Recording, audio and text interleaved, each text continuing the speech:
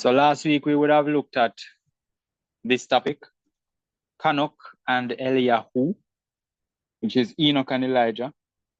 And we would have uncovered a few things which would have brought us more questions than answers, right?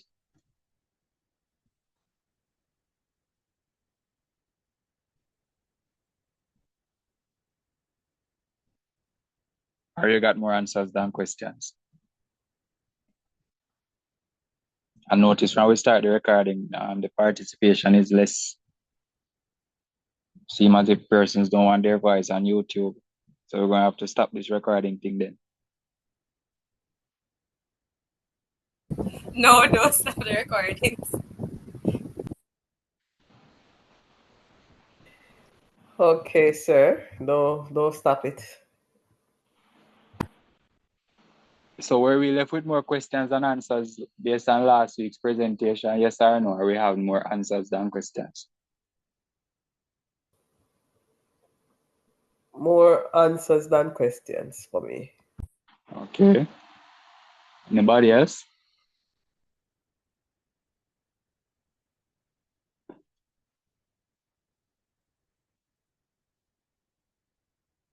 Listen to me now. For me, I just want to see where else we go based on what we've been seeing so far. All right, fair enough. All right, so disclaimer before I begin. I didn't go to work yesterday and today I've been sick. So please no bother with the daddy thing because I can't manage it. All right? I need participation to keep the energy up so I can teach. As I was planning to scrap this whole thing tonight and call it an evening, but the show must go on. Anyways, so we're going to continue because we would have looked at the 66 canon, read some other books that we know our friends, for lack of a better term, the Catholic Church would have removed. We would have seen that these two men did not die a usual death. They were taken up into heaven. And we saw that they both interacted with humanity after being taken up into heaven. And we know that. And we know that the taking up is called the translation. So they were translated according to certain passages. We would have read Zechariah in the prophet. And Revelation 11, and Zechariah 5 and Revelation 11, now we saw that both were speaking about two witnesses. We would have read in the prophet Malachi, where he spoke of Elijah coming, and I showed you that Malachi would have prophesied some 400 years after Elijah would have lived, prophesying that Elijah would come before the day of Yahuwah. And we know that the day of Yahuwah is that 1,000-year period upon the return of our dear Savior, Master and Savior, Yahusha. So we learned a few things last week. And for those who don't remember, the recording is there for you to revisit. All right, so we're just going to jump straight into this week, and this teaching is going to go over into next week as well, because this week we're going to pull in another character aside from Chanoch and Eliyahu, and next week we're going to pull in another character, so we're going to end up with 4 people. Not telling you that 4 persons were translated, I'm just saying. For the sake of the teaching, we're going to end up having to look into 2 more persons. All right, everybody following? We can start. Yes. Yes. All right, so let's go. Chanoch and Eliyahu, continuation, part 2. So there's a book called the First Epistle of Clement to the Corinthians. So in similar fashion where you have the quote-unquote Old Testament and then some books were removed, it's the same thing that transpired with the New Testament. You have a couple books well, brethren. The Gospel of Peter and the Gospel of, name again? Nicodemus and gospel of this and gospel of that and who's epistle and Epiphanos and all of these people. They call them early church, but it's not early church, early assembly individuals, persons who lived in the time of the Pauls and the Peters and those men. They also wrote books, which even if these books aren't inspired, which I don't believe them to be, at the very least, they would be good historical references. These books were removed. They didn't make it into the 66 canon. So we're going to look at a few of those today as well. So we have the first epistle of Clement to the Corinthians. The book that you know as Corinthians, that would be Paul's epistle, or Paul's first epistle to the Corinthians, and then 2 Corinthians would be Paul's second epistle to the Corinthians. So Paul is not the only one who wrote to the Corinthians. So we're going to look at what Clement had to say. So Clement said, "Let us look up to those who have the most perfectly ministered to his excellent glory. Let us take Enoch, for example, who being found righteous in obedience was translated, and his death was not known." So he was giving us, like Hebrews, when he gave it the hall of faith, he was doing something similar to that. Calling some big man name. You know, some big man in the Bible, call them name, big them up, and telling you why we are to endeavor to be like them. So he said, who being found righteous in obedience was translated, and his death was not known. What is this translating? So this thing go over into the New Testament era where persons were saying that Enoch was translated. Then there's a book called the Book of the Secrets of Enoch, different from the Enoch that you know, or the Enoch that is in your Sefer. Chapter 66, verse 4 and 5 reads, "Our father Enoch, be thou blessed of Yahuwah, the eternal ruler, and now bless thy sons and all the people, that we may be glorified today before thy face.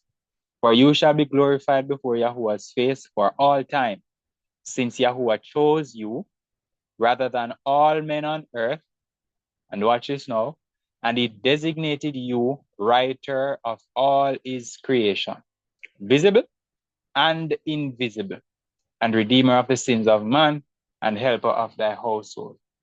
So according to this book, Enoch was designated the writer of all creation. And we know that a scribe's responsibility is to provide a witness, a record, right? That's the responsibility of a scribe.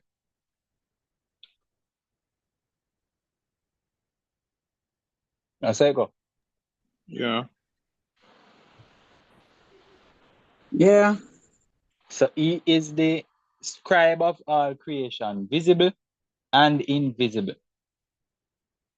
So we're getting some information from other books. And we're going to look at a lot of books outside of the 66 canon, just to get a feel of how ancient persons viewed Enoch and Elijah. So we're not saying that these books are inspired, we're just using them for historical references.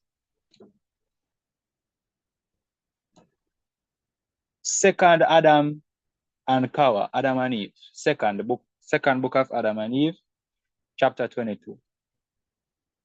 "Many wonders happened to this man." Which man? Enoch. "And he also wrote a celebrated book. But those wonders may not be told in this place. So you won't find that in this book. So you have to go read theme book, the author is telling you.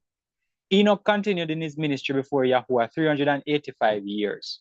And at the end of that time, he became aware through the grace of Elohim that Elohim intended to remove him from the earth, similar to what we would have read last week. So he was told that I'm going to remove you from the earth. That's what it means when he said that he became aware. So Yahuwah tell him, so listen, I am going to, as PNP would have said, time come. Time come, I am going to remove you from this earth.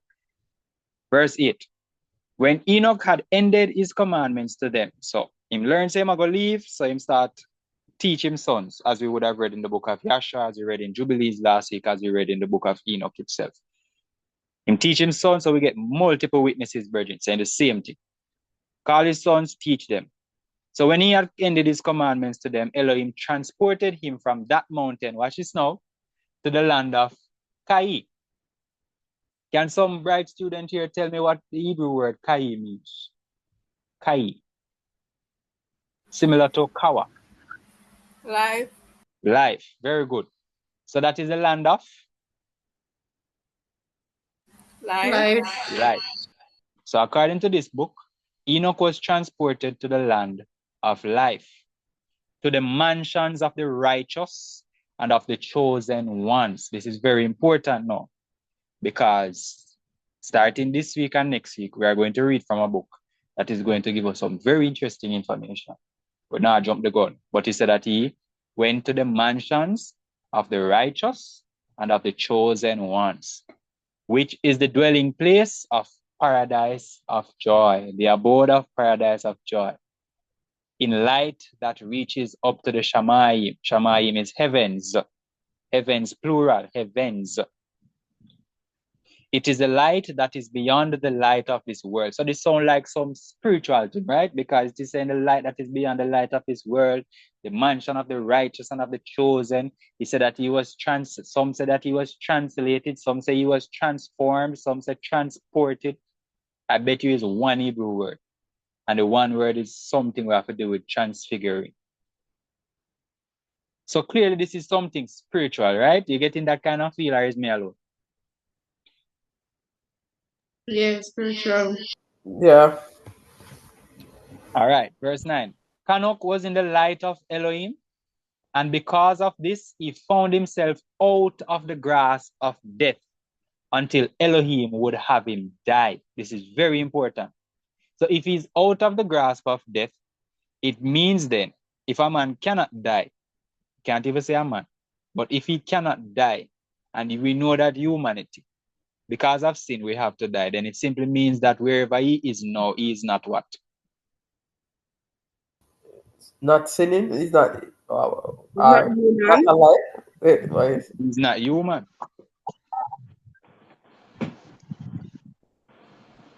Until Elohim would have him die. So whatever state he is in currently, as we are reading in this book, he would be out of the grasp of death, which means he would not be in human form. And he said, until Elohim would have him die. So it means then that he would have to come back in human form and die. That's what I'm thinking. But let us keep it moving. So is a possibility then that he's actually in the natural state of humanity when humanity was made in the likeness and in the image of In Abba the Yah. original state. Yeah. That's a possibility. The original state that we would have seen in the book of Adam and Eve before we were given mortal bodies. And we saw when we did the genealogy, that's why everything come in steps. If you're making the dots, you would realize. Remember when we did the genealogy of what's his name again? Seth. Adam to Seth coming down to Enoch. You realize that the genealogy, based on the meaning of their names, it stated that mankind is appointed a mortal chamber.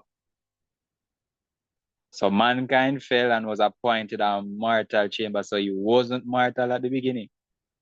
That's why in the beginning you were created in the likeness of Elohim. Now we've been learning that over the past couple months, right? Yeah. All right, good.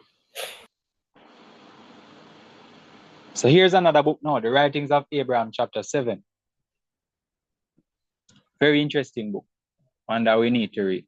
Hearing these words, Methuselah too was troubled and said, "Fear not, my son, for although I know not the meaning of these things." So this is another account of the birth of Noah.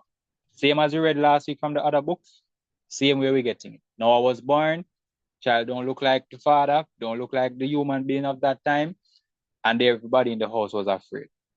Everybody knew it was a special child, but nobody understood what it meant. So Methuselah said to Lamech, his son, who is the father of Noah, "Have no fear. I will go and find my father, Chanoch. I will go unto my father, Chanoch." Why? "For he is privy to the angels, to the messengers.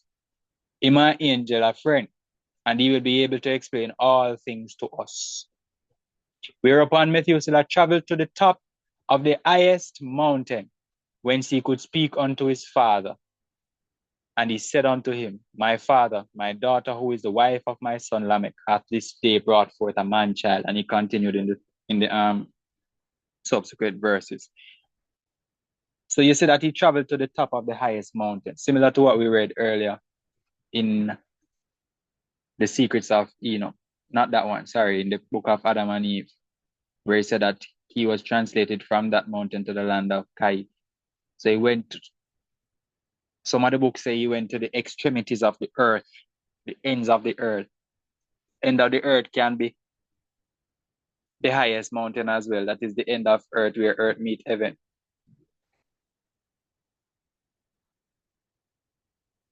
And he said that he is privy to the messenger. So we get in the same kind of rhetoric. Not much difference between the books. Jubilees 7:39. And I also will give you commandment, my sons, just as Enoch commanded his son in the first Jubilee while still living. So apparently, the book of Jubilee is giving an account of the death of Enoch. So let us continue reading, because sometimes things aren't always what they seem. The seventh in his generation, just as the book of Jude said, Enoch the seventh from Adam prophesied, saying, he commanded and testified to his son and to his son's sons until the day of his death. So reading this as face value, you get the impression that Enoch died, right? Because seemingly that's what it is saying. Yeah, yeah. You're getting the impression that he died. They say he commanded and testified to his son and to his son's sons until the day of his death. When I read this, I was like, But then it dawned on me that I remember that if this man is the witness, then a witness is supposed to testify. No, say go. Witnesses testified. Yeah. And if he is going to be a witness for Yahuwah from the start to the end, then he is going to come and testify to his son and to his son's sons. But don't take my word for it. Take it from the same book, Jubilees 10, verse 15 and 17. Noah slept with his father and was buried on Mount Lubar in the land of Ararat. And in his life on earth, so it's comparing Noah now, because it's saying that Noah was not an ordinary man in terms of righteousness. But he said that in his life on earth, he excelled the children of men, except Enoch. So Noah better than all of the other men on earth when it comes on to righteousness. But him still can't walk in Enoch's shoes, this is saying. Except for Enoch, because of the righteousness wherein he was perfect. Watch the book of Jubilees now. For Enoch's office was ordained for a testimony. So the same witness thing again. Testimony is given by a witness. Now so it go. Witness give testimony. Yeah. Okay. Yeah. So Enoch's office, and we know that an office is your occupation. When you hear office in biblical terms, it's occupation. So Enoch's occupation was ordained for a testimony to the generations of the world. That sounds like everybody. Yeah. So that he should recount all the deeds of generation unto generation till the day of judgment. Now the same book this was a demanded, seemingly said demanded. Yeah. Mm-hmm. So you can't just take things at face value like that, right? So when you put line upon line, precept upon precept, and you pick your here a little and your there a little, everything starts to make sense. So according to the book of Jubilees, brethren, this witness thing here is starting to take more solid ground, right? So far, Right. yes. Right. It's seemingly taking some solid ground, because we here at this assembly, we accept this book as an authoritative book, the book of Jubilees. And we are seeing that he said that Enoch's responsibility is to provide a testimony of the generations of the world, so that he should recount all the deeds of generation unto generation till the day of judgment. And based on Revelation, we know that the witnesses are going to come in and around that time. That's how it go. Yes. I tell you, I think it was about a year or two ago, someone from CGI, Church of God International, called me and said they want to speak to me about something. Say if I ever look into the two witnesses of Revelation. I said, no, I never looked into it before. And the person brought this argument to me, and I said to the person, I will not ridicule your argument, because it's something that I have never studied. I've never looked into it before, so I won't tell you that you're talking foolishness. Until I look into it, I will not render any opinion. But your argument not far-fetched, but I will not join it or shun it. until I have examined it. And 2 years later, now look at us. Anyways, Elijah, Ecclesiasticus, otherwise known as Sirach, chapter 48, says, Then Eliyahu the prophet stood up as fire, and his word burned like a lamp. Verse 9, he was taken up in a whirlwind of fire, and in a chariot of fiery horses. Eliyahu it was, who was covered with a whirlwind. So Sirach telling us the same thing that we read in Kings, Maccabees 2:51, first Maccabees. Eliyahu, for being zealous and fervent for the Torah, was taken up into heaven. So, brethren, this wasn't a secret among the Hebrews. This was well-known history. And we have multiple books saying the same thing. Matthew 11, this is where the thing about Elijah starts to get interesting now. For all the prophets and the Torah prophesied till John. This is John, Yahuchanan, John. And this is Yahusha speaking. Yahusha said, all the prophets and the Torah prophesied till John. And if you wish to accept it, he is Elijah who was about to come. We can't go around this. This is what Yahusha said. If the book of Matthew is to be believed. Yahusha said, if you are willing to accept it, or if you can manage the argument, I am telling you that this man here, John, is Elijah who was about to come. Matthew 16:14. And they said, some say John, the immerser, the Baptist, John the Baptist, the immerser. Others say Elijah, and others say Jeremiah or one of the prophets. No, backstory, context. They were actually asking Yahusha. Yahusha actually asked them who he was or who you think I am. And some people say, am I John? Some people say, am I Elijah? Some people say, am I Jeremiah? Some people say, one of the prophets. So you're getting some kind of understanding here, as I was explaining last week, that seemingly the people of the day did not, or they were not as resistant to the concept, and I don't like using the term reincarnation, but we don't have a better term. They weren't as resistant to reincarnation as we are today, because if they were saying that Yahusha is John, or Elijah, or Jeremiah, or one of the prophets, then clearly that individual would have to come back for this present day, because we're talking about some thousands of years later than these men would have lived, the Jeremiah and the Elijahs. And I'm also using this verse to show you that persons really did not understand, just as how we today don't understand how this thing here works. Persons back then did not understand. That's why Yahusha said in Matthew 11, if you are able to accept this thing here, he is Elijah who was about to come. Matthew 17, it gets worse. Peter answering said to Yahusha, Master, it is good for us to be here. Are we going to get some context for this? I just skip out those verses because we're going to use it later to introduce our third person. But to provide context, in verse 1 to 3, they went up. Yahusha brought them up to a place. And it said that Yahusha became transfigured before them. Transfigured meaning him become spirit. Right before them eyes. And then after him become spirit, them say, this man and this man coming. Moses and Elijah coming. And then the disciples now, Peter now answer said, Master, it is good for us to be here. Peter said, yeah, man, that's what I'm supposed to do.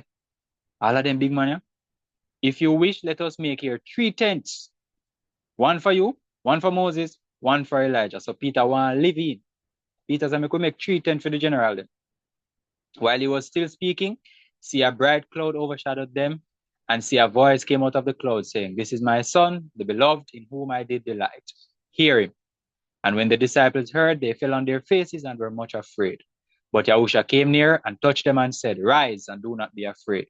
And having lifted up their eyes, they saw no one but Yahusha only. And as they were coming down from the mountain, Yahusha commanded them, saying, do not mention the vision to anyone until the Son of Adam is raised from the dead. So this line here, do not mention the vision to anyone, is what the churches of God used to say that it wasn't a real experience. And that's a faulty argument, because when you look at the word for vision, it also can be translated as a sight. So the men saw what they saw, brethren. And the verse clearly stated, verse 1 to 3 clearly stated that Yahusha was transfigured before them. So we're getting more and more information so we can understand that, listen, and until we can accept this, we will never accept this teaching. We do not know how the spiritual realm works. We got a clear verse, and we're going to read it later, in Matthew 17, 1 to 3, that shows us that while on earth, before his death and crucifixion, Yahusha was transfigured before his disciples, two of them alone. I don't remember the other one. We're going to read it though later on. He was transfigured before his disciples, and then him come back normal. And him tell them, so don't tell nobody until the resurrection. So when the resurrection come now and people not believe, then you can tell them, so this happened already before, you know. Me see him not a farm already, you know. So everybody following? Yeah. Yes. Yes. And his disciples asked him, saying, why then do the scribes say that Elijah has to come first? And Yahusha answering said to them, Elijah indeed is coming first and shall restore all. Now, this is very important. He said that Elijah is indeed coming first. And based on this kind of language, it sounds as if Elijah don't come yet. And shall restore all. This is very important. The shall restore all part. But in verse 12, him go and complicate it even further. So, but I say to you that Elijah has already come, because remember, I'm already, I tell people that John is Elijah. I say to you that Elijah has already come, and they did not recognize him, but did to him whatever they wish. In this way, the son of Adam is also to suffer by them. Then the disciples understood that he had spoken to them about John the Baptist, John the Immerser, Yochanan the Immerser. So it would seem to me, in my limited knowledge, that John would be a version of Elijah to come, but there's also that final version, the one who is to restore all. Because John never restored all, Bridget. Now we all can agree to that. Can we all agree that John never restored all? Are we still there in a battle in the Right. fold? Right. Yeah. So clearly this fulfillment isn't complete. And Yahukanan the Baptist would not have completed that. And this is where I am confused. And I am not afraid to say that I am confused, because when they asked the man himself, John chapter 1, verse 22, 21, they asked him, who then are you, Elijah? And he said, I am not. The man himself said, I am not. Is it something for us to be discombobulated about? I don't think so. Because I will tell you why. You find a lot of times that these men having certain knowledge, they don't necessarily impart it to any and anybody. And we see Yahuwah using that kind of tactic as well with certain things. And not everything for everybody. We see Yahusha doing the same with the Passover, the disciples, because the disciples refused to believe that he was going to die. Him said, listen, go and find a place, tell the man that the master wishes to eat the Passover. You don't walk and tell everybody, say, I'm going to go dead tomorrow.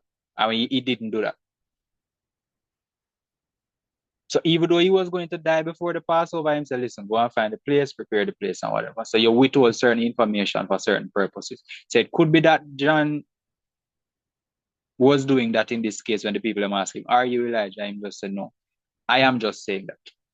It's an argument that I am putting forward. May not be the case, but that's one thing here to reconcile. That would be how I would reconcile it. If that is sufficient for you, if it's not, that is fine as well. But this is something that is there. We don't run from these kind of things. Luke 1, 16 to 17. He shall turn many of the children of Yisrael to Yahuwah, their Elohim, and he shall go before him in the spirit and power of Eliyahu. This is speaking about John. And interestingly, the context of this verse, this chapter, is actually the angel Gabriel coming to Elizabeth and Zachariah. That's John's father's name, right? I don't remember quite properly. I saw John's father's name, Zachariah's name. I think Yes. so. Yeah, so this is Gabriel coming to Elizabeth, and Zachariah, and telling them about their son, who is to be born, John. And he said that he shall go before him. The before him is the Mashiach. So he might go born before the Messiah, because John was 6 months in the belly when Mary conceived. He shall go before him in the spirit and power of Eliyahu, to turn the hearts of the fathers to the children, and the disobedient to the insight of the righteous, to make ready a people prepared for Yahuwah. So that is what Gabriel prophesied of John the Baptist. There's also a book called the Book of the Nazarenes, or the Book of the Nazarene. These are the people from the same place where Yahusha was born, or where Yahusha was from, sorry. Chapter 7, verse 17. I tell you with all sincerity, no mother ever gave birth to a better man than John. Yet when the rule of Elohim comes, everyone living will have to exceed him. Ever since John declared these things, he was harried with violence, even through all the prophets, Nebiim, his prophets, before him foretold present events. So the prophets before him foretold present events. He spoke with the voice of Elijah, and if any of you have the understanding, you will know what I mean. So clearly this is something, a touchy topic, a topic that not many persons back then understood. That's why Yahusha said it the way he said it, and said the Nazarenes are saying it the same way Yahusha said. If you can accept this teaching, if you can understand this teaching, then go ahead with it. And now we see the Nazarenes say the same thing. He spoke with the voice of Elijah, and if any of you have the understanding, you will know what I mean. We no need to pray for the understanding, so we can understand what these things mean. Everybody still following so far? Yeah, we're going, but a bit, it's a little bit troubled and touchy, you know? Yeah, process. Sure, you can manage the rabbit hole? Because you see, this is like something when I was looking at it, and basically, who was Eliyahu? What did he do and stuff like that? So, if Yakohanan is coming in the power as Eliyahu, it doesn't mean that he's coming as Eliyahu, or he's coming in the authority of Eliyahu.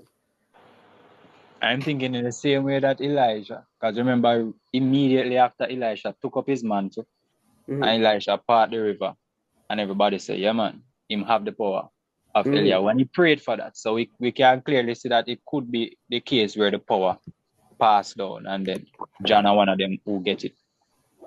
Yeah. So I am more inclined to think that is the power, the essence, or the acts, the kind of things that he would have done in his lifetime. This thing passed to Elisha or Elishua, and it got to John as well. Yeah. That's my inclination, but that is my thinking. But I have to show you the verses nonetheless. So, are you ready for the rabbit hole? Go right ahead. Are we not already? All right. The Gospel of Nicodemus, brethren. This book is a very interesting book. And this is probably a book that we need to read. But it's a very interesting book. I don't even want to start, because if you go to the verses before, it's like Nicodemus have this whole thing, and it's just Nicodemus say some things, brethren. We could just leave it there. Anyways, chapter 20, Nicodemus says, then the master there, I'm assuming, is Yahusha. Because in the New Testament, when they say master, they are speaking about Yahusha. The master holding Adam coming out of the argument now in a bit. Adam by the hand, remember Adam is the first man, delivered him to Michael, the archangel, and he led them into paradise, filled with mercy and glory. Now you remember that Adam was told that he can't go back in a paradise until the 5,500 years, right? Yes. Yes. So whatever Nicodemus is feeling would be some kind of future business. Futuristic event. Okay. Whether or not you believe it, this is a writing from back then. Anyway. So that is what Nicodemus is seeing. Nicodemus continues. And two very ancient men met them, and were asked by the saints. So all saints in the argument now in the bridges. So all saints did in. The saints asked, who are you who have not yet been with us in hell? Remember, we are told that hell is this burning place. And all of these things, according to Nicodemus, the saints, them in a hell, innit? I know me say. Yeah, hell is a grave. The grave, thank you very Yeah. much. So we're unlearning all the madness that we learned from Christianity.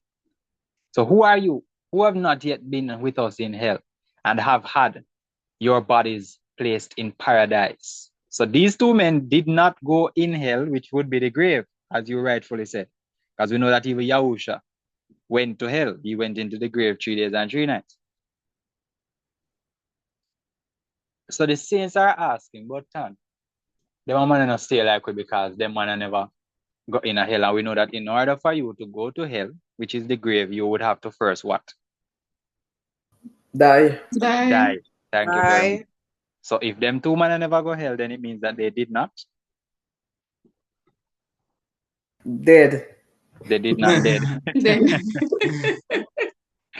All right. One of them answering said, I am Enoch, who was translated by the word of Elohim. And this man who is with me is Elijah the Tishbite, who was translated in a fiery chariot. So, Bridget, this argument about them two men, I know, two denarius this thing about. Me just assure you. This thing here is not a hurry come up doctrine, and something where Christianity formulate, and one man in the 2000s come up with this. A long time this thing here about. Anyways, here we have hitherto been a long time with the years and have not tasted death, but are now about to return at the coming of the Antichrist, the Anti-Messiah, being armed with divine signs. Now that's in the reading of Revelation 11 last week. Yep. Yeah. And miracles to engage with him in battle and to be killed by him at Jerusalem. Now the same thing Revelation 11 said, the two witnesses are going to be killed at the same place where the Messiah was crucified. yeah, and then Yeah. body And to be taken up alive again into the clouds after 3 days and a half, 3.5 days. Same exact thing Revelation 11 said, Rich. That's the gospel of Nicodemus. And if you ever read the chapter, go further, you end up in a more problem. But it's just that it is off topic, so I didn't put it there. But if you want to go and read it, you have the apps, they are all there. The verses that follow say him see all the thief. We did upon the cross, who Yahusha said to him, say, today you will be with me in paradise. And that opened a whole different can of worms. But anyways, Matthew 17. Go back to Matthew 17 now. So we're going to read the verses that I did not read earlier. So after 6 days, Yahusha took Peter and James. The Jacob there is James. Them translate it as James, but it's actually Jacob. Kepha and Jacob.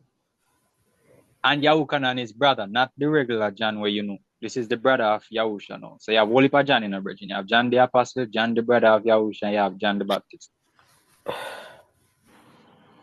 And brought them up on a high mountain by themselves. So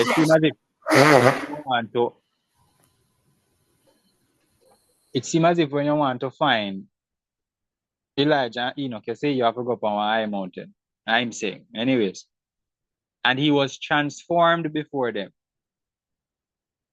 And his face shone like the sun, and his garment became as white as the light. This sound like man-tone spirit. Right, Bridget? Yeah. Mm-hmm. And afterwards, they saw Moses and Elijah appear to them, talking with him. So we're seeing some things that don't necessarily fit into the regular narrative that we were raised upon. And when I saw this earlier, I saw that Moses and Elijah. I said, why Moses and Elijah would have came forth and spoken to them? I said, why not Enoch and Elijah? And then something said to me, say, Go back, you see, and go read in a Deuteronomy about the account of Moses' death. Deuteronomy 34, brethren, verse 5 to 7. Moses, the servant of Yahuwah, died there in the land of Moab, according to the mouth of Yahuwah. And he buried him in a valley in the land of Moab, opposite to Beth Peor. And no one knows his burial place to this day. So to this day, you can't find this man here body. Because if you don't know the burial place, you don't have a body for him, right? Yeah. Mm-hmm. But at least now. So this is the interesting part that I found. Marsha was 120 years old when he died. His eyes were not dim, nor his freshness gone. So in other words, he's not sick. The age don't show. There's absolutely no reason for this man to die. Yahuwah just tell him, say, listen, time come, just like Mark Golding said. Time come, I am going to take you. And how ironic that is the same man we see come up with Elijah before the disciples, couple of the disciples and Yahusha. And Yahusha transformed before them and the three of them attack. Coincidence, brethren? Kaunana incident. That's a Konana incident. Incident. Something alright, innit? Mm-hmm.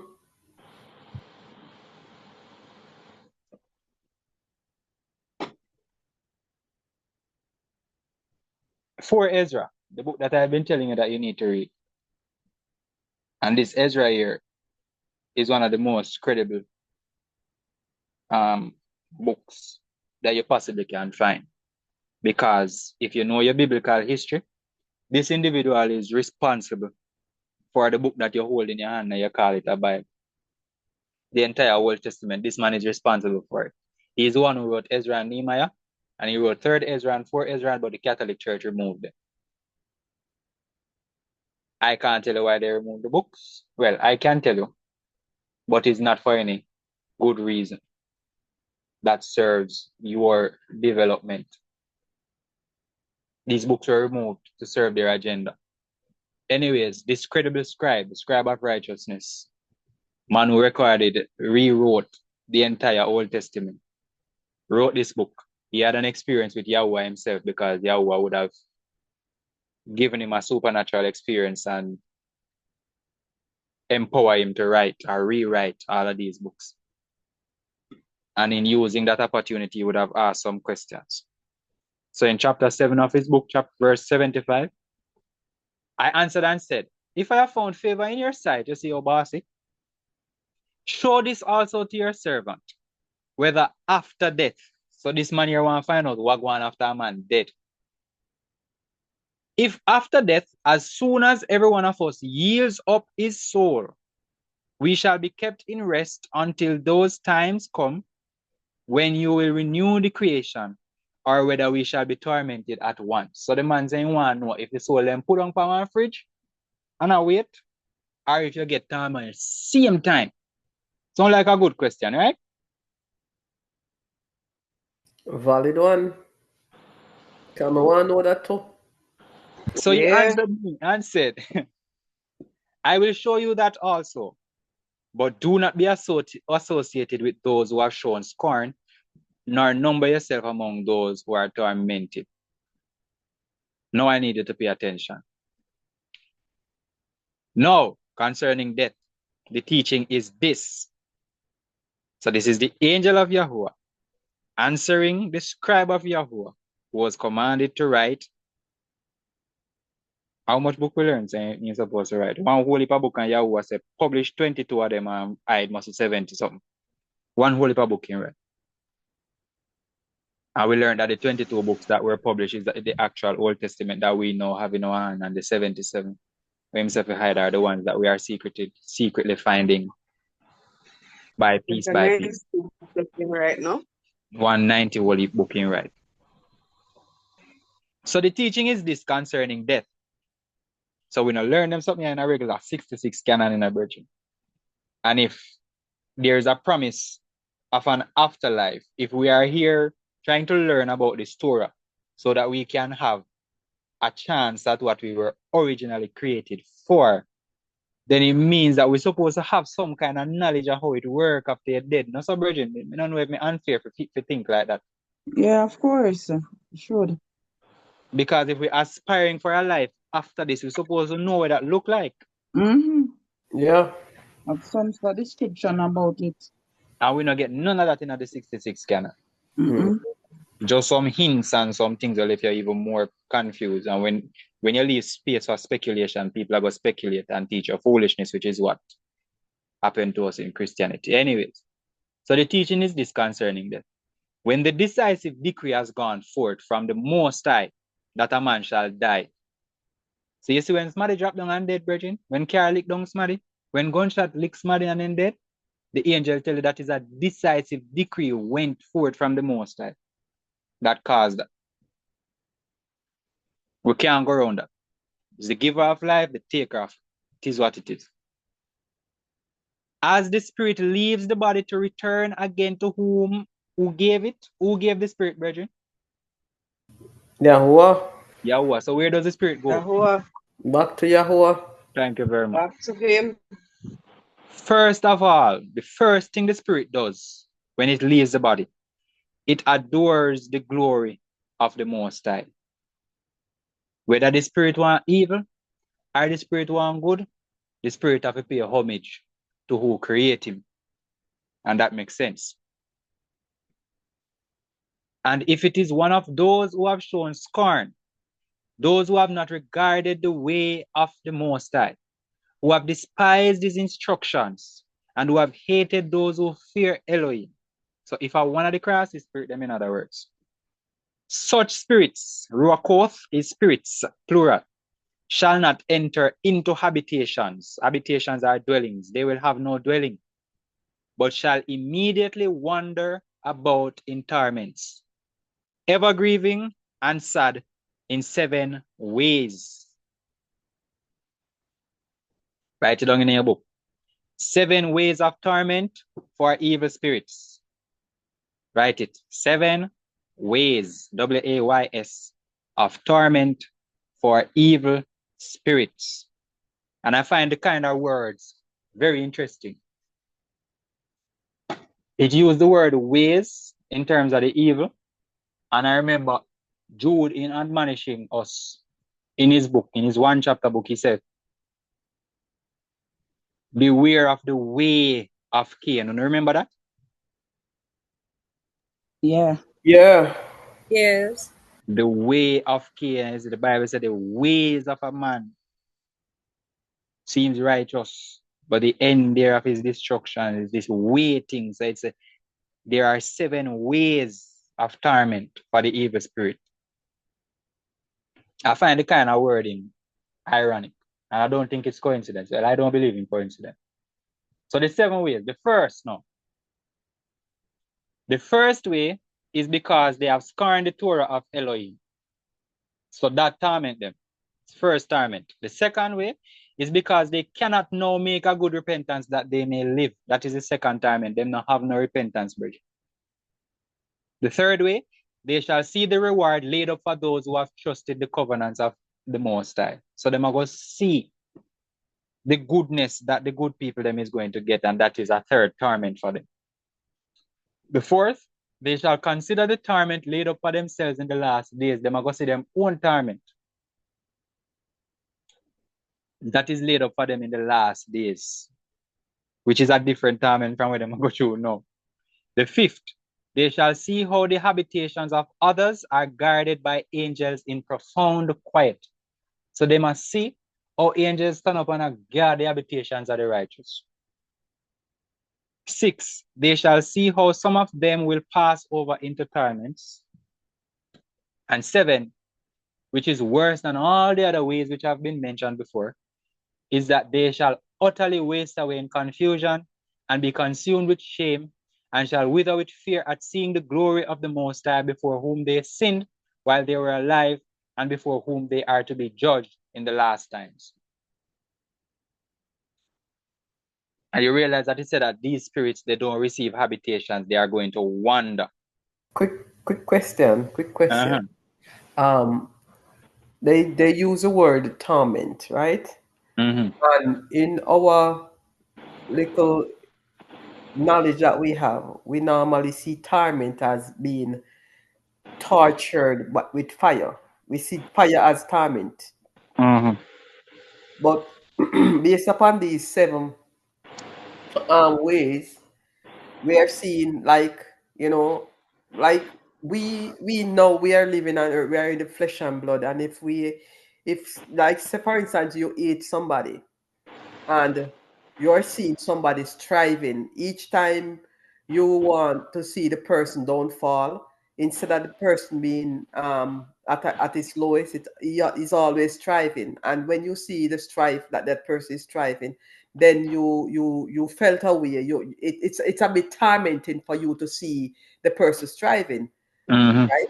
So for them now, for these what I'm drafting from this is for them, like for instance, take for instance those who have left the faith because we have gone or transformed into into the ancient path. They have left the faith. They died now, and they have seen that the ancient part, the move that we have made, it's indeed the right move, and they cannot come back, come and repent upon and saying walk in this pathway now because it's already late for them. So that's a time for them to become in the knowing that all of these things really were true and right and righteous. So the final the torment are the what we call as torment. It doesn't start as yet until the seventh one, when the judgment, and then after that they would have been put into the fire lake, lake of fire, whatever. Yeah. So they don't get the fire until the end. Okay, good. Yeah. But that's not the only way they are tormented. Basically, what you're saying. So the torment is not just the fire, but the torment start from them dead and all different kind of ways they have torment. And even us right now are tormented in this present life. Mm-hmm. Yeah. So importantly, we need to note is that the angel told Ezra that these spirits do not receive habitation, and because they don't have a dwelling place, because habitation is a dwelling place. If you don't have somewhere where you live, then you end up what? Rogue in the You're world, roam. Roaming, you go You're roam. roam. Jamaicans say you don't have no abiding city. Mm-hmm. See, So yes. these spirits wander, the evil spirits wander, and I miss it, Bridget, at the book, It's a wandering spirit. wandering spirit. All right. Now, this is the order. You notice the word that is used now for the righteous? Order of those who have guarded the ways of the Most High. And this word, lick me for 6. And you're not going to know why until next week. So write it down in your book. 7 orders, and put orders in a all capital. ORDERS, and underline it and put 2 exclamation mark behind it. So next week when you can remind me, say, sir, why order liquor for 6? Because there's a book that I found. And that book may I tell you. And the name of the book is, anyways. So this is the order of those who have guarded the ways of the Most High. When they shall be separated from their mortal body, during the time that they lived in it, they laboriously served the Most High. They withstood the danger every hour, that they might guard the Torah of the Torah giver perfectly. Therefore, this is the teaching concerning them. First of all, they shall see with great joy the glory of him who receives them, for they shall have rest in 7 orders. Listen, man. When scripture come together in a bridge, I know one normal something you can't contain yourself. I know one normal something. He said that they shall have rest in 7 orders. And the order is for the righteous. There's a book that we're going to read next week called The Order of the Ancient. And when you read it, you realize that the ancient are the patriarchs. You see, the 22 heads of mankind, we learn what Jubilees tell us, say, are the righteous line. That you're not drawing on or something. The order of the ancient brethren. I know one normal something when Bible come together. Anyways, these are the orders. The first order. because they have striven with great effort. They fought with great effort to overcome the evil thought which was formed with them. So we're born into the evil and we fight to overcome the evil and unlearn all of the madness. So what you're doing now is one of the things in the first order. So you're going to get the first order. Strive against the evil that you were born with and overcome it, that it might not lead you astray from life into death. Makes sense, right? Isn't that what we're doing now? Yeah. Yes. The second Yeah. order, because they see the perplexity in which the souls of the wicked wander and the punishment that awaits them. So then show you what going over the wicked man's side and you said, thank you, Yahuwah. And you have joy because you said, that not going to reach me. The third order, they see the witness which he who formed them bears concerning them, that while they were alive, they guarded the Torah which was given them in trust. So in other words, this is saying that Yahuwah big you up in a bridge. And I say, I'm a boy, this is a man, my boy, hold it out down there with them. And so that give you great joy when you hear Yahuwah say, yeah man, come to my boy. And Yahuwah shall tell us these things in the parables, brethren, where he say, well done, the good and faithful servant. You have been faithful over whatever. Come and rule over all of this excitement. That's how that Yahuwah teaches. This is no different, right? No difference at all. The fourth, thank you. The fourth, they understand the rest which they now enjoy, being gathered into their chambers and guarded by angels in profound quiet, and the glory which awaits them in the last days. This is very, very important. You notice it said they understand the rest which they now enjoy. So before you never understand it, and you can't understand it. You know why you can't understand it? Because those who are of flesh cannot understand that which is of spirit. So when your spirit is going back, you can understand the rest. And why? You are going to be gathered into their chambers. Pay attention to the writing.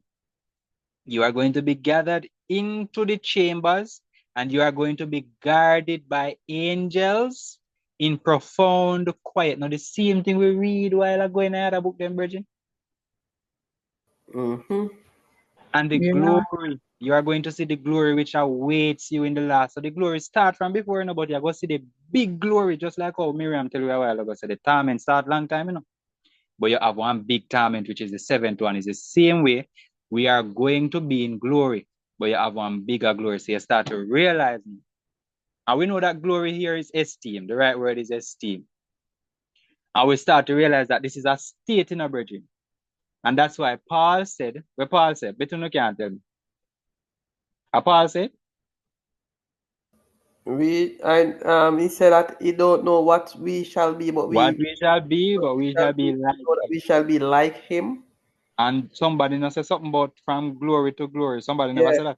Yeah, somebody say from glory to glory. Yeah. Rash probably, because Rash a good New Testament man now. Who said that again? Rash is Paul? I think it's John. One of them said something about. I think the Apostle John. Yeah, man, you would have better able to talk because you're better than me for New Testament. So somebody says something about we go from glory to glory. Where them get them something from Virgin City? Change from glory to something. Change from glory to glory, yeah. But this writing would seem to want to verify the heaven thing, that you go to heaven. Yeah, jump me now. Because all of this teaching is going to lead into the rapture, I may have the rapture presentation, put on and wait. So your head a click. I wonder if the people them now pick it up yet. I was waiting for it. Because remember, we have strongly defended this doctrine here where we learned from CGI. Said nobody now got heaven. And we run with it. I will tell people, say nobody now got heaven. Nobody even never make for nobody and all of these things. So we are unlearning a lot of things now, brethren. And I'm not telling you that people go to heaven as we in Jamaica believe it. Where a man go to a funeral and say, no, they are somewhere around the throne. No, that is not what we are teaching here. But the stance that we had previously where we are saying that, listen, nobody now got heaven. We have to revisit that, brethren. We have to revisit that and teach it. properly. Everybody's seeing this thing here where we can't run with that talking that we have to clean it up, fix it up nicely, and explain how it works. This makes sense so far? We'll carry on. We'll see where we're going now. We'll carry on with it. All right. So they go into chambers and will be guarded by angels in profound quiet, and we'll see the glory which awaits them. So you're going to realize that there are ranks to this righteous thing. And we saw it in the book of Enoch. The further in heaven he went, he had to be changed. The state of him had to be changed. So the further you go, you had to receive a higher state. So you have ranks in this thing. Just like in a Satan kingdom, brethren, you have ranks to the demon then. You have ranks to Yahweh thing. And that's why he said that we fell from glory. Now that the Bible says, now that them say, we fell from glory. Now that is it. Yeah. So we fell from a particular state when we sinned. And we are trying to get back to that state. And there are levels to getting back there. Is what I'm understanding. Marsha, Yes, sir. I don't know if you have this text in your presentation. Revelation, when there's a soul, they saw the soul on the altar, Crying. Mm-hmm. crying, asking Yahuwah, when will you avenge us? And they were told to just go, and they were given a nice garment to put on, and said, you just cool yourself Just go and until wait. your other, And the altar is in heaven also. Yes, and altar is in heaven. So then maybe you need to look at it to see how it works. So Yeah, so we have a couple of weeks to go through this entire thing here. So we're going to have to look at all of it. But bear in mind that we are referring to the souls of those who Yeah, them are the soul. You understand? Yeah. Yeah, souls. So, remember the soul. Remember, you know, the people them who believe that them family they are heaven, and the soul them believes that they are heaven.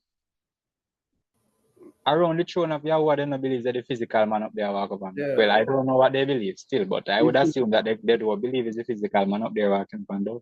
well, But then again, if they say them are going to drink milk and honey, then probably they believe. We need to know this the word use of soul, the Greek or soul there, so, and see what that says. Yeah.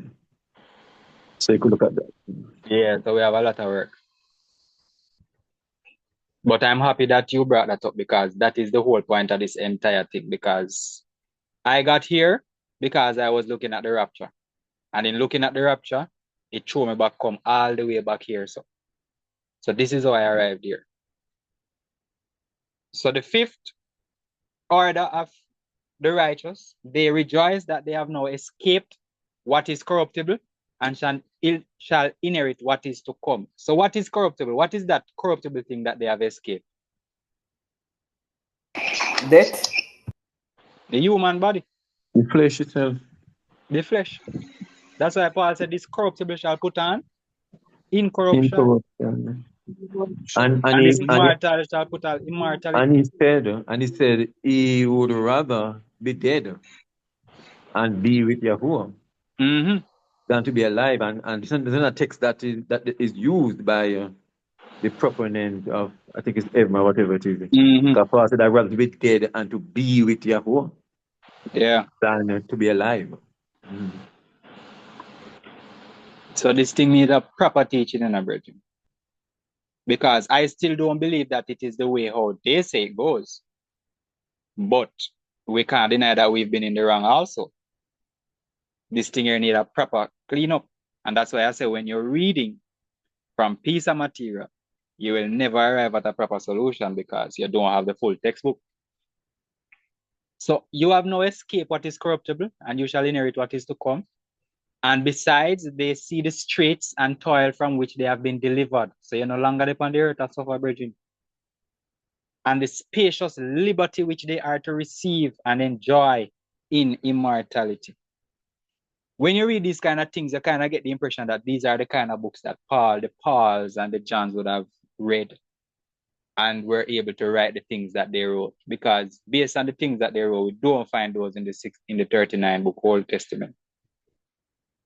If we are being honest, we just have to call a spade, brethren. When Paul said the mortal shall put on the mortal, we do see none of that in the 39 book Old Testament. We have to be honest. So where Paul get them something from? Clearly they were reading these books.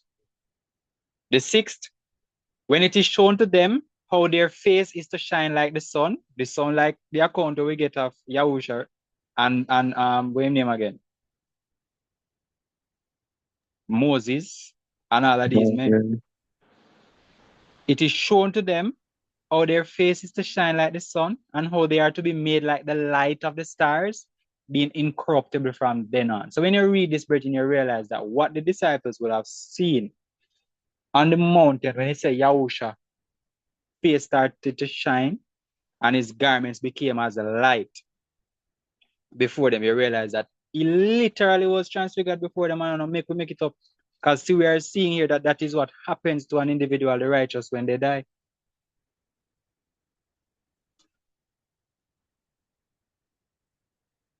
Being incorruptible from then on. The 7th, which is greater than all that have been mentioned, because they shall rejoice with boldness, and shall be confident without confusion, and shall be glad without fear, for they hasten to behold the face of him whom they served in life, and from whom they are to receive their reward when glorified. And again, this glorified is that final state that you achieve. So it's like you're playing a game and you have the final level where you have to unlock, the final level where you have to zero the game. So this is our zeroing of the game, Bridget, to reach the last state here, the 7th order. Mm-hmm. So you see, so you are seeing 2 states of the spirit of man when he dies. So if he's a bad person, then his spirit wanders all over the place, has no rest In torment, yeah. and in torment. And if he's a good person and good, but not good me, you know, when it comes to this Torah, yeah, the good person, their spirit goes to a place where they rest. And is able to see what is to come, so they don't really become yet. Mm-hmm. But they are resting and being guarded, and is looking forward to the glorification as or the immortality as there is. And then the Catholic they have a teaching about purgatory. Yeah. And the other one there, so your body, if you're dead and your body goes purgatory. You go purgatory. And if you're not dead, if you're dead and you're good, you go to heaven, to a place of being guarded. So something to look at also. Me like how you pull out all of them.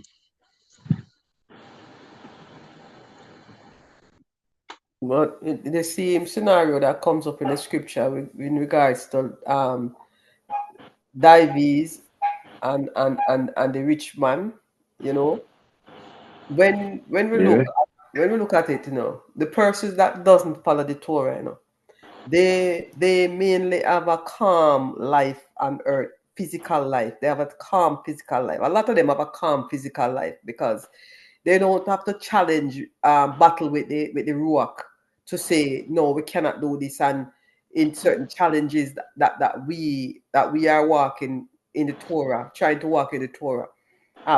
Right? You go to a job, they say that okay, you can't, you know, you tell them you don't work on Sabbath, they say they can't employ you. A man will work on Sabbath, they may employ him and stuff like that. So they have a more smoother path in this physical life than those of us who are walking or living according to the Torah.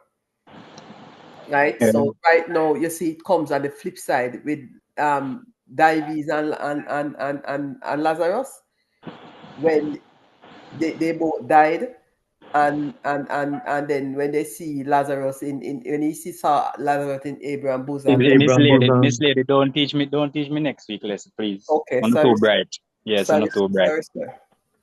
Sorry, sir. Just right, sir. But it will be clear, it will be made clear that as you read, you know, it's is the spirit of the person that Yeah. goes, that is at a torment or resting. Yeah, man. And the spirit came from, was given by Yahuwah, and not the person, the body itself. Yeah, the body is in hell, in the grave. Mm. The body for both the good and the bad Yeah. in hell. Or the spirit that but I think I think the teaching though might, and maybe not, the teaching that we had understood was maybe it's the entire person. I mean, maybe not, maybe it's actually the spirit that the teaching about, or not, you know, not the entire, not the person with the body and everything. I guess maybe as the teaching, as time progresses, we tend to believe that it is the entire person, including the body, everything, gone up to heaven or in torment, and then I'm also wondering too, when it comes to, people say it's a dopey. It's a dopey up and up by the place, and them some of the, if it's not some of these spirits that is torment in their torment state. Very interesting. But I tell you, it's rough. It's rough when you start opening up some things there, man. I tell you. But then again, Marsha, but could it be that all of these people from, these eggs and all these people were living in a fairy tale life, really a fairy tale life, and have all of these fairy tale things, really. So it's coming all the way from them coming down to here, coming to us. Maybe not. It can't be so. The fairy tale can't be so consistent and in all throughout generations. Huh? That's the thing. And so much different books. Yeah. That's the thing, I'm just trying to find a way to throw a spanner into the Yeah, thing, I know but you're still already. But the thing is, because even with the Enoch and Elijah thing, when I first heard it, I was thinking to myself that there is a much, what you call it now, source material for this kind of argument. So it would seem as if an individual is drawing a straw. So when I actually started looking into it and we find all of them something where we turn out into a 3-4 week period, me shocked. Because in my head, we just have the dead verse in the Genesis where say, Enoch walked with Elohim and he was not. And the one something about Elijah when he get caught up by world. Me not even didn't know say Malachi talk about Elijah. I never know say Revelation 11 was even remotely something there, and Zechariah 5 and all of them. So I never know all of that. In my head is just the one look at something where Genesis about Elijah, and the one thing where Second Kings about where Genesis about Enoch, sorry, and Second Kings about Elijah. And you move on with your life. So when the individual was saying it to me, I was thinking that this person probably just trying to figure out, people are always trying to solve Revelation and then come up with some holy pattern. So that's how I saw it initially, because so when you see all of these books aligning and you start to get all of this information, you start to say then something is here.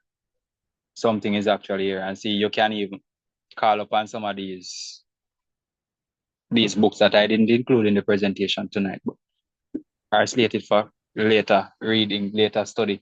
The New Testament books that a lot of these persons who hold true to these heaven doctrine, them hold the New Testament as in higher regard than the Old Testament.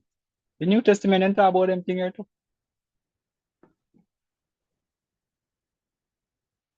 So it's a whole host of material, so it's kind of hard to go on like you want to sidestep it. And then if we discredit 4 Ezra, we have to discredit all of Ezra. And you discredit Ezra, you discredit Nehemiah, you basically discredit the entire Bible itself, because as I said, Ezra is the one who is the scribe who rewrote the entire thing. And we always say that, that the spirit world is more real than the physical world. And so if we're going to say that and believe that, then we have to believe this. Yeah. Because all of this that has been said is actually in the spiritual world. Spiritual realm. Yeah, so if we believe that the spiritual realm is, and if Yahuwah is a spirit, then it couldn't be that just for him alone I just in see him that as world by God. himself. And it's angels, but other things, you know. And if he gave a spirit to each person, then obviously, you know, it's very interesting. Very interesting. There are many spirits. Because if everybody get one spirit, imagine. And then all of the angels are spirits and all of these things. And what if things are going on in our country? Anyways, let us wind down. Continuing in for Ezra. So Ezra get the information about the 7 ways of torment and the 7 orders. What are the 7 orders again? 7 orders of what? 7 orders of rest, yeah. And he said, I answered and said, will time therefore be given to the souls after they have been separated from the bodies to see what you have described to me? So Ezra says, so I'm going to get time to see the 7 ways of torment if them did evil, and the 7 orders of rest if they were righteous. And he said to me, they shall have freedom for 7 days, so that during these 7 days they may see the things of which you have been told. And afterwards they shall be gathered in their habitations. So the ones that are gathered in the habitations, we know already that that would have to be the righteous, because we already learned from the previous verses that the evil ones don't receive any habitation. So this is speaking about the righteous ones being given 7 days to see all of these things, and then they are brought to the habitation. That habitation would have to be the same thing where John says the souls, as Rush would have alluded to earlier. John said in Revelation that he saw the souls under the altar. And then the song said, they're somewhere around the throne of God. I keep searching until I find them. You're not going to find it. You're not going to find it. You're not have to search. You're righteous, you're not have to search to find it, because the angel like Kerry going to go put you down, because that death is God.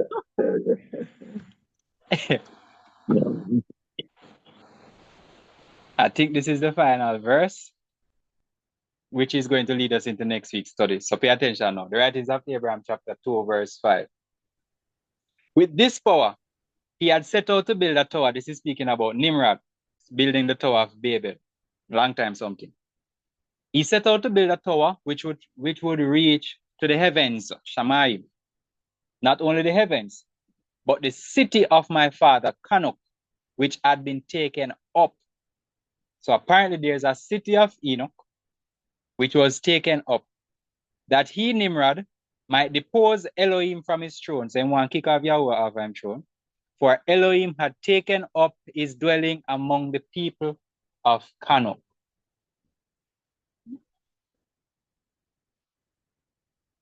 Bashment this. No, but if you read again, it's not a city was taken, but Chanoch was taken. It's not. Look, read again. Even this city of my father, Chanoch, who was taken. So Chanoch is the one was taken, and the city, which was taken. Also,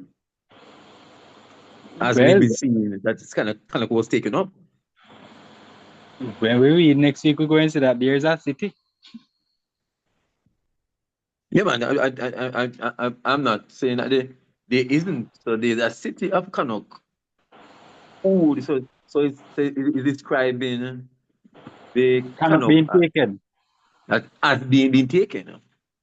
So you might have one or two Chanoch, but I the one that was taken up. It's referring to. But there's a city where him they know. Yeah, man. We're not saying about that. Yeah, man. So that would seem as if it's the same place this way for Israel talk about. I'm thinking, we don't know. But we're going to have to read more about this city, which we will do next week. We just put that there to get the light bulbs going off and to spark your interest. So next week we're going to have to look into this city. Questions, concerns, loud outburst. Before we stop the recording. Or you want to stop it first and then we go into that? Boy, all of this is just overwhelming. It's just overwhelming. Reading all of these that are, you know, these books that, you know, that come out, you know, that we weren't even aware of.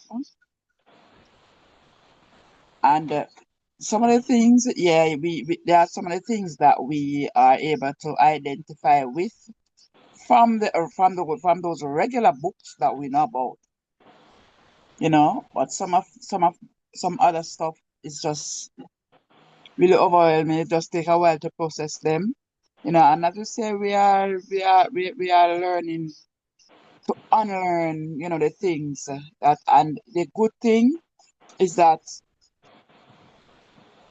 everything, there are witnesses to them. So just going forward and trying to understand more and more. All right, so I'm happy you said that, because what we need to understand is this teaching, for lack of a better phrase, it shouldn't change the price of rice for us. Why I say that is because however the spiritual realm works, what we need to do here in this physical don't change. And when we do that, then we get to that point and we'll learn everything that we need to learn about that point. So we had little to no knowledge about any of this before. So you shouldn't be overwhelmed, because at the end of this study, we will not have all the answers, and we will never have all the answers. That's why Yahusha said to them, if you can receive this teaching, go ahead. And we have countless scripture telling us that, listen, you cannot understand the spiritual realm because you are physical. So you will never understand it. And us being physical, we can't understand beyond this that we're reading, and we won't be able to see past it. So our full understanding will come when we actually achieve that state. Until then, we still have to do what we know we're supposed to do, which is to keep the Torah. We're just going through it so you can have a foundational understanding, a basic understanding of what is there for us. And I think for Ezra did a pretty good job of giving us insight into what that will look like.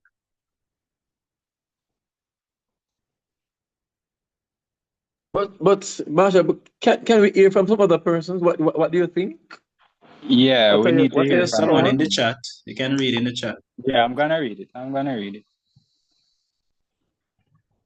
So Michael said, I guess for me, I'm concerned about death and its finality, the dread that some loved ones have to face.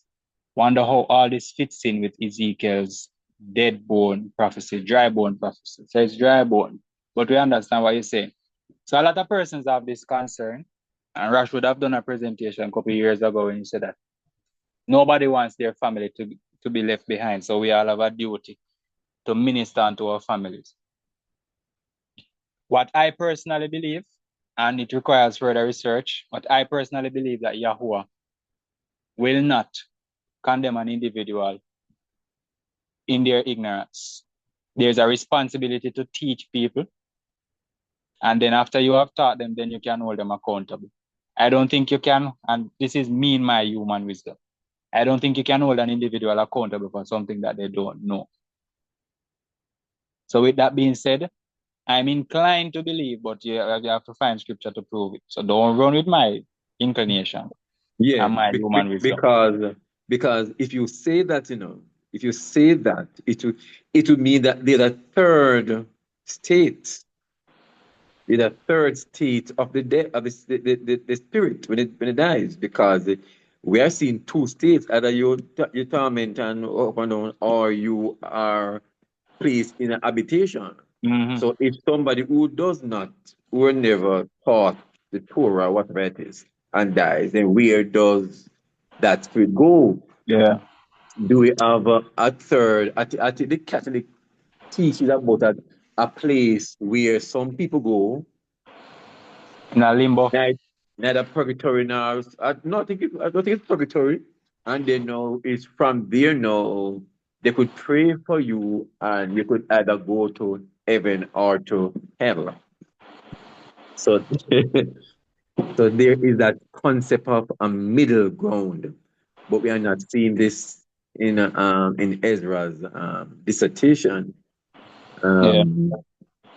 So what happens, the question, what happens to my relative, my mother or my great-great-grand who would never know about the Torah because we were brought, out of the land and put in a place and so what happened to that person? The spirit, does the spirit go, because the spirit never know the Torah, then does it go to the habitation? Or if it knows the Torah, or does it go to torment? We don't know. So that's something to be considered. Precisely. These are questions that a lot of persons have. You're not the first person to raise this concern, Michael. I had this discussion with Steph a couple weeks ago. So a lot of persons have this concern. I myself have this concern because we all have loved ones. We all have individuals who we would love to get the opportunity. And so it just shows us, and you are correct in your sentiment, that the finality of death is actually very final, people. And it's one of those things that no matter how long we've been living and how much we see people die around us, we just never can come to terms with the finality of death. It always leaks us physics when somebody drop out. It's just one of those things as a human that we have to deal with. But that's a question that I endeavor under Yahweh's guidance to provide some kind of answer, because it's a question that a lot of persons want answered. All right. Could it be that Ezra didn't mention those who are ignorant in regards to the Torah?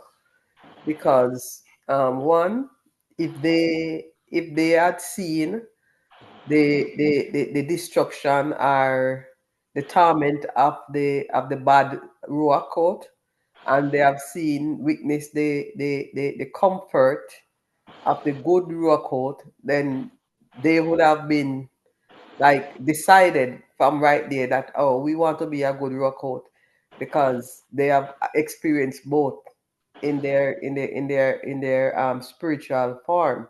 So they didn't get a chance. So the bad one see what the good one is doing, and the good one see what becomes of the bad one. But the ones that were ignorant before that, they don't see either of them. Could it be so? Yeah, that's another argument, because remember when it was describing the something the ones, look at the description for the evil spirit. He said that it is those who have shown scorn and have not guarded the way of the Most High. So in order for you to scorn something, you'd have to have knowledge of it. I'm thinking those who have despised this Torah, those who have hated, those who fear Elohim.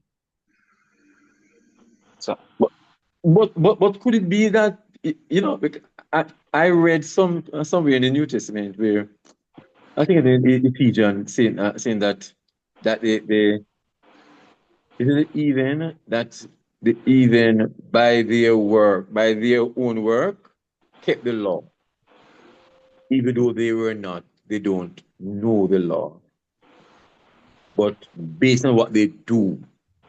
Because I think all of us have an idea of what is good and bad. general good and bad. General good and bad.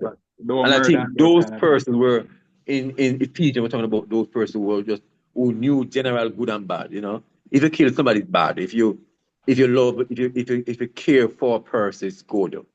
So in your lifetime, if you just generally just bad and you hate somebody, so you might not hear about, those not kill and all them something, but you know that it is not good to kill. You know it's not good because you hide and kill. So you know, because it's not good, why you hide and kill. You have the homosexual, they hide and do them things. You understand me? Until they start to come out in the public and all that. So you have a sense of what is good and what is bad.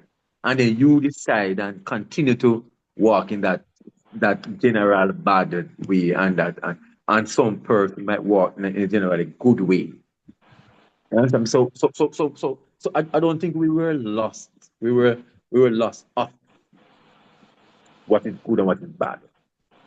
And that might be what you take in consideration to say whether you will be tormented, or you will the habitation. I don't. Something to look at also. But if Ezra was talking about the state of the dead, and it did a third state, then that would have been mentioned. That should have been mentioned because the question was asked, what happens when you die? And he was answering that. So if you have the good and you have the bad and you have the in between, then something would have been mentioned because you can't just leave out that big chunk of the state like that. I'm just thinking something to consider. And I want to tell you, Bridget, that these very kind of deliberation that we're having now, and this dilemma that we find ourselves, we can't reconcile it in our brain. It's the same kind of thing where these men go through when they get this information. Because I think after this, he asked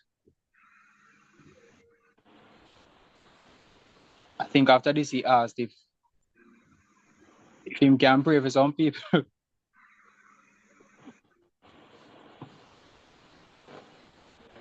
And it might just get to a point where we have to just decide that, listen,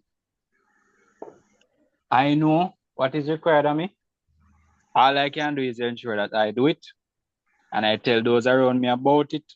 And if they want to do it, then they do it. And if they don't want to do it, so be it. It might just get to the point where we have to just do that, and we just know, say, oh, come what may. Because we may never get these kind of answers. We just may never. And at the end of the day, we have to just focus on ourselves and try to ensure that we are on the right side of history, so to speak.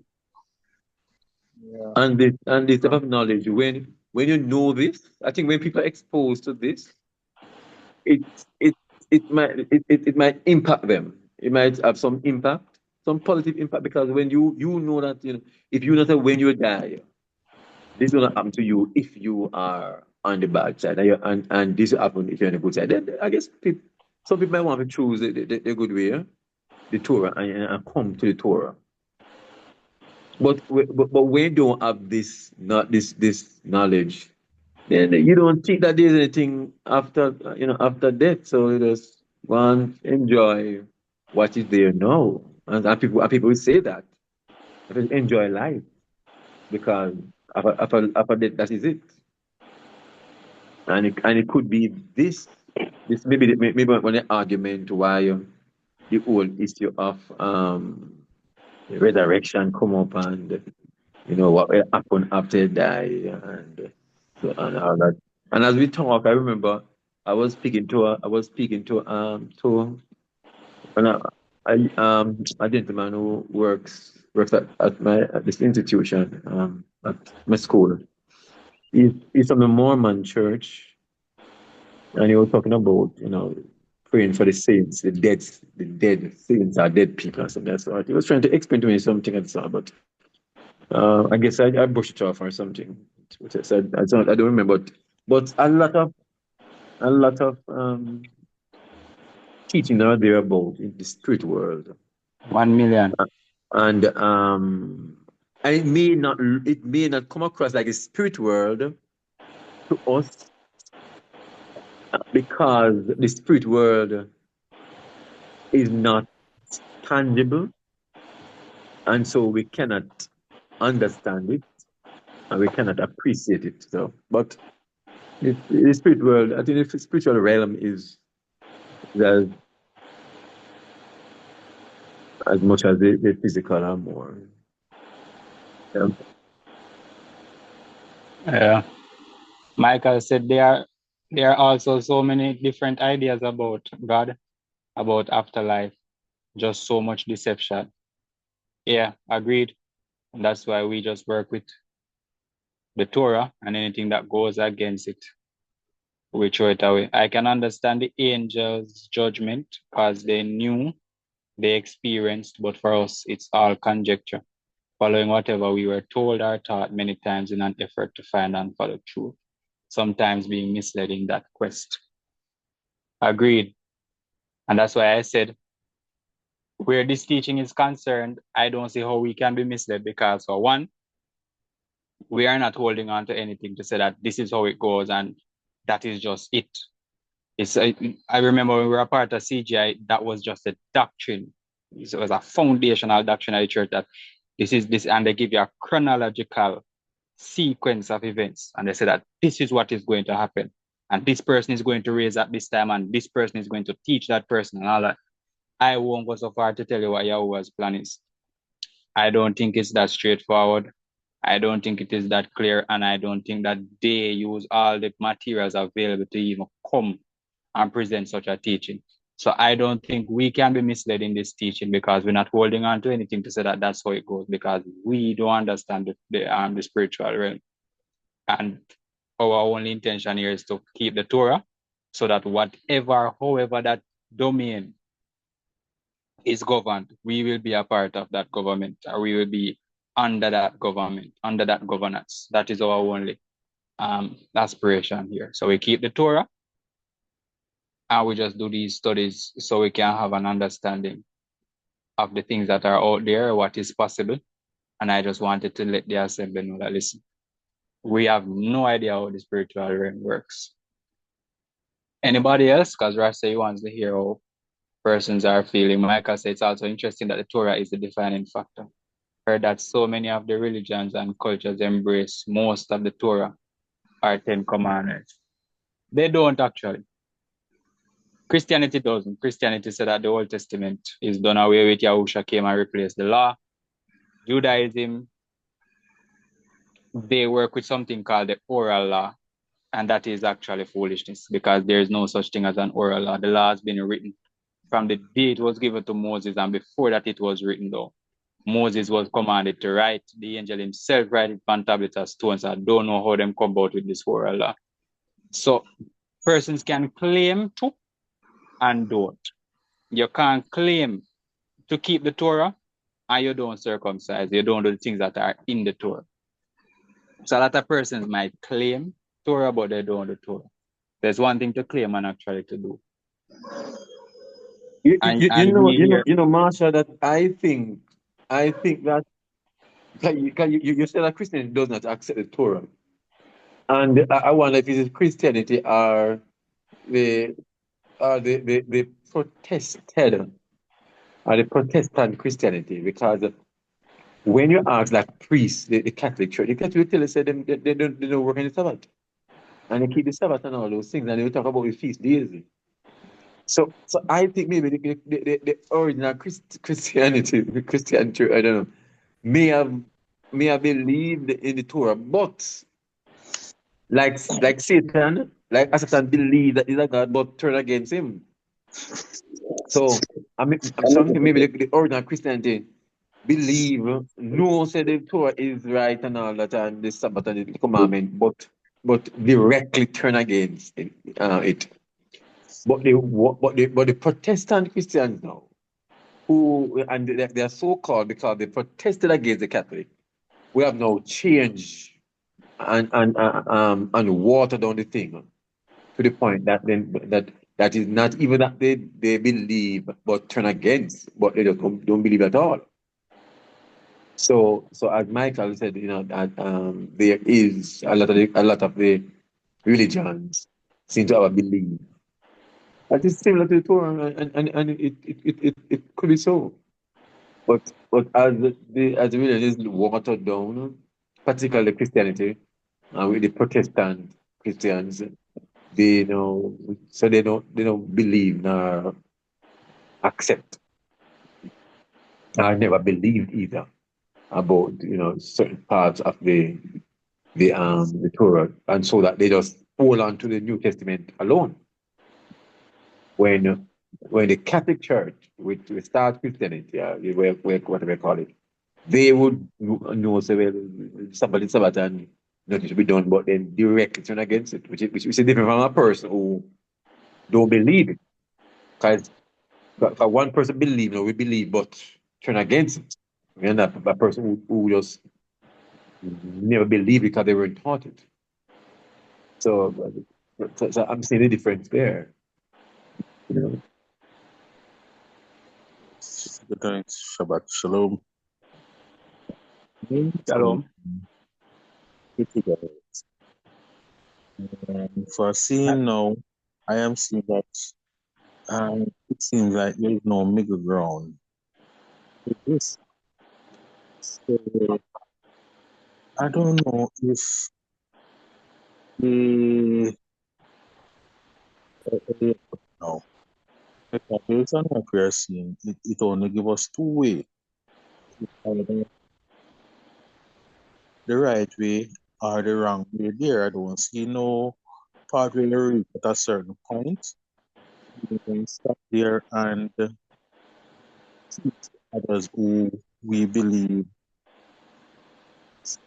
have the opportunity to come over. Maybe it's because we have that thinking from day one that we make it run somewhere along the line where the ones who, what would you call it now, don't hear or don't believe that chance to come over. So I don't know. I'm trying to make it around that section. So if we look at in the books now and we still don't see a middle ground that tells us that not going to happen in this situation where first one is if you die, you know that spirit will go, and if you die in sin, then the spirit will be roaming until that time. So I don't know how to section cooperate in those two, how it would have worked out. Have us want our family or close friends would pass on before or know that we will still have a chance to make it right. I don't know. So I'm still trying to wrap my head around that section. So maybe you can give me another little, if you see it somewhere else where you can enlighten my darkness on that section. Thanks. So I don't get why we would be surprised at there just being two ways, because the whole scripture tells us that it's just two ways. Yahweh said, I put before you today life and death. Choose life. Yahusha said there are two ways, a broad way that leads to destruction, narrow way that leads to life. So it's not like Ezra come with a new concept that we don't see elsewhere. It's just that Ezra put it into perspective and tell us that, listen, this is what happens to the evil spirit, this is what happens to the righteous spirit. So I guess it's just hitting home for us now, but this has been what scripture been telling us all along. But may I ask a question though? How does one determine a evil spirit and versus a righteous spirit? Torah. Yeah, the Torah differentiated, right?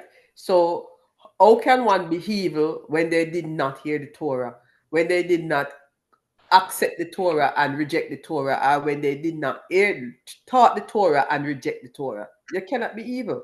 You cannot be deemed as evil because you don't know the Torah. No one taught you the Torah, and you have rejected it. So you can't be evil and you can't be good. So you have to be in the middle. That is the part that giving me problem. I don't see listen. I don't think there's anybody who ever born and lived and did not have an understanding of what is good from what is bad. Just simply general good and bad. Simple general good and bad. I don't think there's anybody who just don't know. Because even all of these countries' constitution based off of the Torah, you know, based off of the Torah. So people know what is good and bad. And that is why this one right them law and said don't kill, and law said don't this and don't do this, because there is good and bad innate in us. There's good and bad innate in us. So it's not that we ever live and just don't know what is good and what is bad. People will do bad and they'll hide and do it. Nobody who will do good hide and do it. we do it and do it openly. See, some people don't do it and hide and I don't, but so it's not just that you're born and you just don't know good or bad.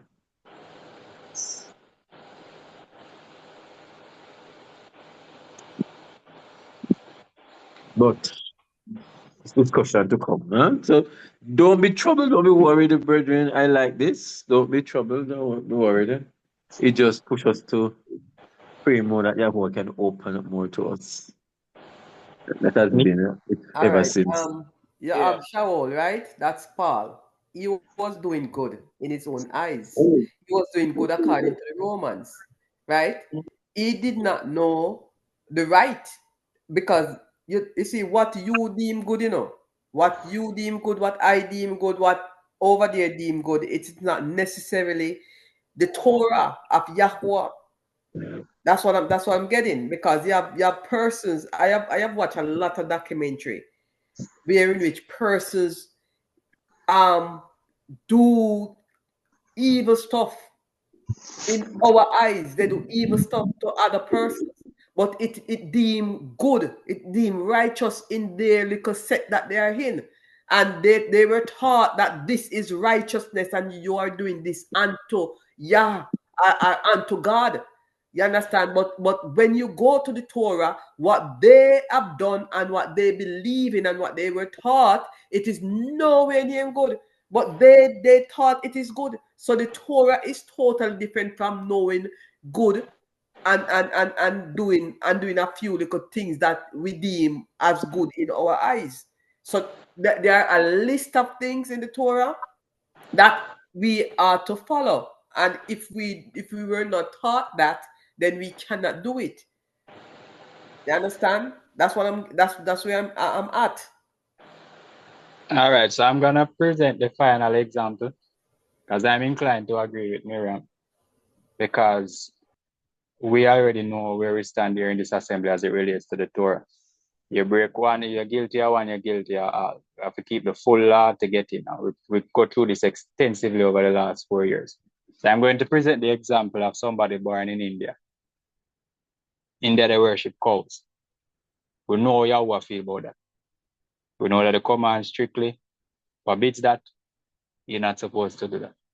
Person was born in India, never seen a Bible, never heard about Yahusha. Born in at the time when there was no internet. Plane no make it. None of them something. Globalization not take your word. Never hear about Yahusha, never hear about Bible, never hear about Torah, never hear about none of this. Born in India, worship cow and dead. What happens to that person? These are the kind of things that we would have to consider. These are the kind of answers that we want. Because based on that, I'm thinking that that person, if we are going to say that there are two ways, that person have to fall in evil if there are just two ways. Yeah, they must fall in one. Is that the good part or the bad part? They must fall in one you category. worship cow. And that's a big thing in the Torah. You don't do that. That's a huge thing. And that's actually one of the capital crimes. And when I say capital crimes, it means that it's punishable by death. So if there are just two ways, then that person would have to fall under the classification of evil. As I said, in my human wisdom, I'm inclined to believe that Yahweh would not punish someone in their ignorance. But we continue to search the scriptures to find out how this thing actually really works.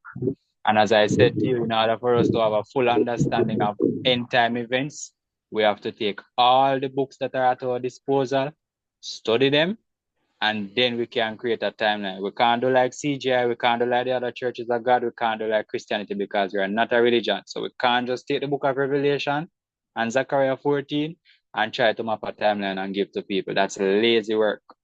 We have to do a proper study and we have to come with something comprehensive under the guidance of the Ruach and teach to people. And we see how when we take a few books and we actually start pull out some things, or we start to raise questions, and this is actually what you need. So this is actually a very good discussion, if you ask me. And I think we can stop the recording there for the night.